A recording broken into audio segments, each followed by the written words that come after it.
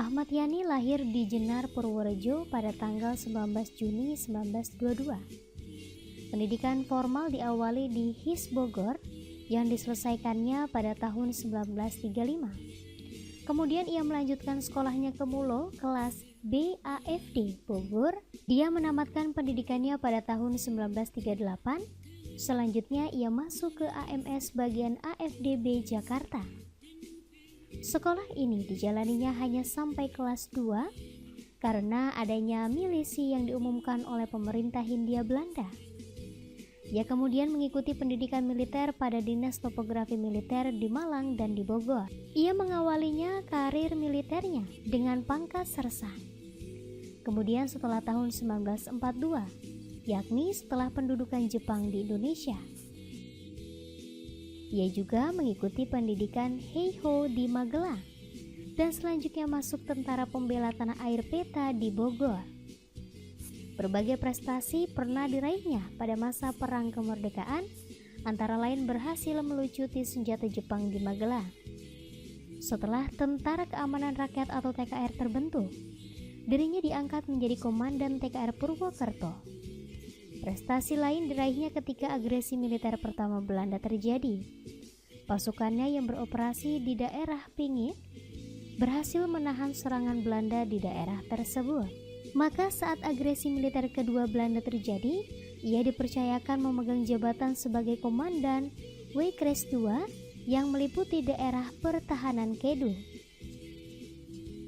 Setelah Indonesia mendapatkan pengakuan kedaulatannya, ia diserahi tugas untuk menghancurkan DITII, Darul Islam Tentara Islam Indonesia. Pasukan DITII pun berhasil ditumpas. Setelah itu pada tahun 1955 ia disekolahkan di Command and General Staff College di Fort Leavenworth, Kansas, USA selama 9 bulan. Dan pada tahun 1956 ia juga mengikuti pendidikan selama 2 bulan pada Special Welfare Course di Inggris. Pada tahun 1958, saat pemberontakan PRRI terjadi di Sumatera, Ahmad Yani yang masih berpangkat kolonel diangkat menjadi Komandan Operasi 17 Agustus untuk memimpin penumpasan pemberontakan PRRI tersebut. Ia berhasil menumpas pemberontakan tersebut. Hingga pada tahun 1962, ia diangkat menjadi Men atau Pagat menggantikan Jenderal A.H. Nasution.